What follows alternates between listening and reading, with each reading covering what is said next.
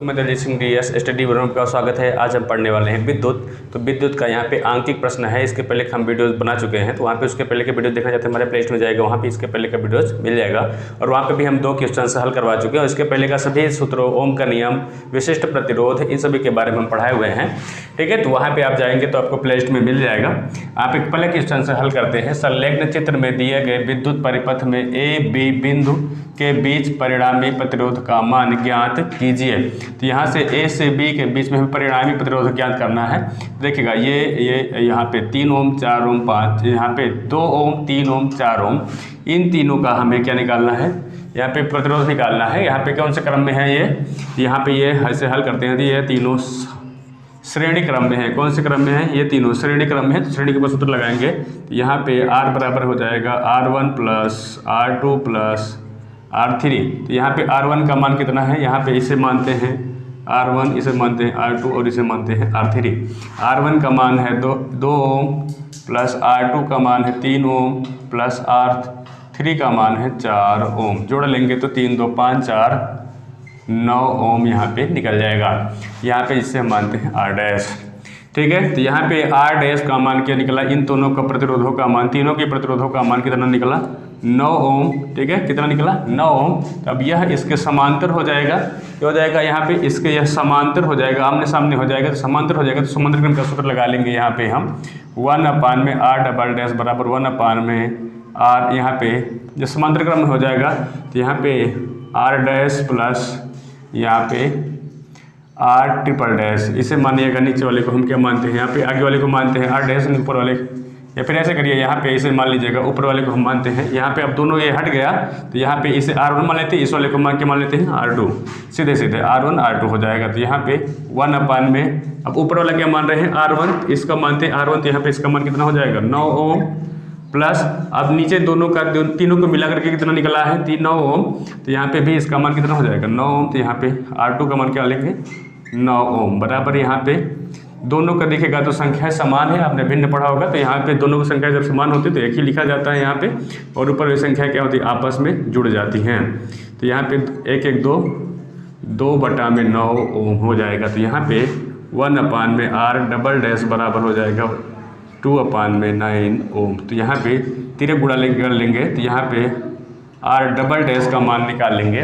R double dash का मान निकालेंगे तो यहाँ पे यह संख्या क्या हो जाएगी, पलट जाएगी। तो 9/में क्या हो जाएगा, 2 ओम।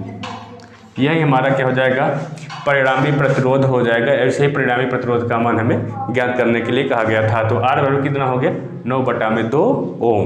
ठीक है, यहाँ पे पहले पार्ट का, यहाँ पे पहले क्वेश्चन का हमारा आंसर यही 9/2 ओम हो जाएगा। ठीक है, अब अगर इसे आप हल करना चाहते हैं और तोड़ना चाहते हैं तो आप इसे दशमलव भी कर सकते हैं।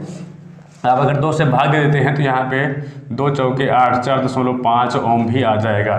ठीक है, आपके पेपर में आप इतना भी छोड़ सकते हैं या फिर 4.5 ओम यह भी लिख सकते हैं। ठीक है, यहाँ पे पहला पार्ट हो गया। दूसरा क्वेश्चन देखते हैं। दिए गए विद्युत परिपथ में बिंदु P तथा S के मध्य तुल्य प्रतिरोध ज्ञात कीजिए। यहाँ पे भी हमें किसका, R का ही मान ज्ञात करना है। तो यहाँ पे R बराबर ही हमें ज्ञात करना है। तो पहले देखिएगा ये कौन से क्रम में है, ये तीनों किस क्रम में है, समांतर क्रम में है। तो समांतर क्रम का सूत्र लगाएंगे। तो यहाँ पे 1/में R बराबर हो जाएगा 1/में R1 plus 1/में R2 plus 1/में R3 होता है। तो इसे मानते हैं ये R1, ये होता है R2 और ये मानते हैं R3, ये इसे मानते हैं R4 और इसे R5। तो R1 R2 R3 का मान रखते हैं। तो 1/में R1 प्लस 1, यहाँ पे 1/में R बराबर हो जाएगा 1/में R1 का मान कितना है, 3 ओम प्लस R2 का मान भी 3 ओम है प्लस R3 का मान भी 3 ओम है। तो सभी का मान, अब यहाँ पे देखिएगा तीनों का मान क्या है, 3 ओम है। तो तीनों का मान क्या है, जब आपका यहाँ पे हर तीनों का समान होता है तो एक ही हम हर लिखते हैं। ऊपर वाली संख्या जैसी है वैसे ही लिखी जाती है। तो यहाँ पे जोड़ लेते हैं, 1 + 1 बराबर कितना हो जाएगा, यहाँ पे 3/3 ओम हो जाएगा। 3 से 3 काट देंगे तो कितना हो जाएगा, 1। ठीक है, तो 1/R बराबर क्या हो जाएगा, 1/1 मतलब क्या हो जाएगा, R बराबर यहाँ पे 1 ओम हो जाएगा। ठीक है। अब यहाँ पे R का मान कितना आ गया, 1 ओम आ गया, तो यहाँ पे इसे हम मानते हैं R डैश। यहाँ पे क्या मान लेते हैं, इसे R डैश मान लेते हैं, क्योंकि यहाँ पे हमें पूरे का मान ज्ञात करना है। तो R डैश प्लस R4 और R5 ये कौन से क्रम में हो जाएंगे, ये तीनों जुड़ जाएंगे आपस में। जैसे ये तीनों जुड़ गए तो कौन से क्रम हो गए, एक ही तीनों, ये तीनों का मान निकल गया, तो यहाँ पे तीनों क्या हो गया, 1 मान हो गया। अब इन तीनों का मान कितना हुआ, 1। तो यहाँ पे अब यह किस प्रकार से बन जाएगा, यहाँ पे इसे देखा जाए तो यह किसके मान से श्रेणी क्रम के रूप में बदल जाएगा, इस प्रकार से जैसे यहाँ पे बना रहे हैं ऊपर।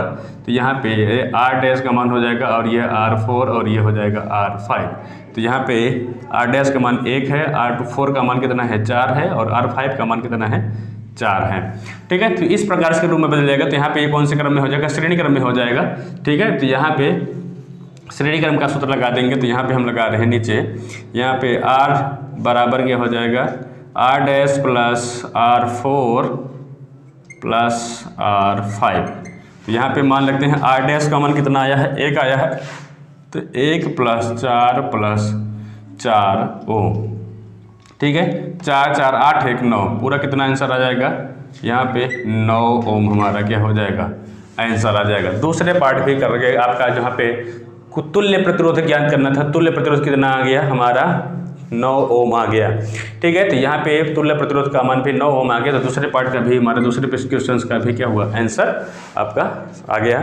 ठीक है, तीसरे पार्ट में देखते हैं। तीसरे वाले क्वेश्चन में देखिए, तीसरे वाले में क्या बोला है, दिए गए विद्युत परिपथ में धारा एवं समतुल्य प्रतिरोध की गणना कीजिए। 2 ओम के प्रतिरोध के सिरों के बीच विभवांतर भी ज्ञात कीजिए। ठीक है, तो हमें विभवांतर ज्ञात करना है और तुल्य प्रतिरोध दोनों ज्ञात करने हैं। ठीक है, तो यहाँ पे देखिएगा ये इसके समांतर है, यहाँ क्या है, ये दोनों 4 ओम क्या है, समांतर है। तो यहाँ पे पहले सबका मान रखते हैं। तो R1 R2 और ये हुआ R3 और ये हुआ R4। तो R3 और R4 क्या है, यहाँ पे समांतर क्रम में है। तो समांतर क्रम का सूत्र लगाएंगे। यहाँ पे 1/में R बराबर हो जाएगा 1/में, देखिएगा R4 और R5 समांतर क्रम में है, तो यहाँ बल्कि R3 और R4 है, तो R3 प्लस 1/में R फिर क्या हो जाएगा 4। ठीक है, तो यहाँ पे 1/में R3 का मान कितना है, 4 ओम है, प्लस R4 का मान है 4 ओम है। तो यहाँ पे पूरे का मान 4 है, तो यहाँ पे इसे इस प्रकार कर सकते हैं। ठीक है, तो यहाँ पे उसी प्रकार से 4 4 यहाँ पे हर कितना है, समान है, तो यहाँ पे 1 ही उतरेगा और ऊपर 1 + 1 हो जाएगा, और यहाँ पे ये ओम रहेगा। तो 2/4 ओम हो जाएगा। 2 से काट सकते हैं, 2 × 2 2 दूनी 4, तो बराबर 1/2 ओम आ जाएगा। तो यहाँ पे 1/R बराबर कितना आ गया, 1/2 ओम। तो यहाँ पे R का मान ज्ञात कर लेंगे। तो R बराबर कितना हो जाएगा, यहाँ पे 3 गुणा कर सकते हैं इसके इस तरह से। तो यहाँ पे कितना आ जाएगा, 2 ओम। ठीक है, R यहाँ पे इसे हम R डैश कह सकते हैं। तो R डैश कर सकते हैं। R डैश का मान कितना आ गया, 2 ओम आ गया। अब ये इन दोनों को मिलाकर कितना आ गया, ओम, 2 ओम आ गया। इन दोनों को कितना मान हुआ, 2 ओम, और इसका भी 2 ओम, इसका भी 2 ओम। तो यहाँ पे किस क्रम में हो गए, ये तीनों किस क्रम में हो गए, तीनों हमारे श्रेणी क्रम में आ जाएंगे। और श्रेणी क्रम का यहाँ पे सूत्र लिख देंगे हम। तो R डबल डैश बराबर हम यहाँ पे लेंगे R dash plus R1 plus R2। ठीक है, या फिर आप चाहते हैं तो इस प्रकार से नहीं लिखना चाहते, तो यहाँ पे R1 आगे है, तो R1 plus R2 plus R dash हो जाएगा।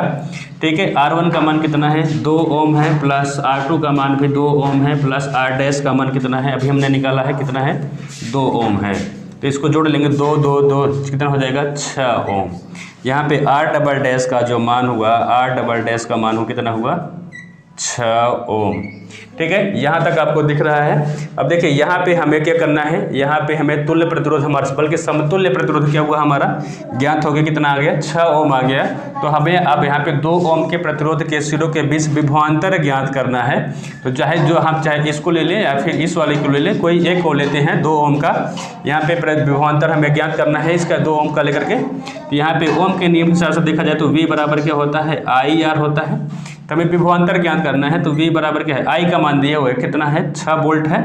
यहाँ पे ये जिसमें 6 वोल्ट, सॉरी यहाँ पे एक वोल्ट दिया हुआ है, वोल्ट का मान हमें पता है पहले। तो यहाँ पे पहले हम I का मान ज्ञात कर लेंगे, फिर से हमारा क्या निकल जाएगा, विभवांतर निकल जाएगा।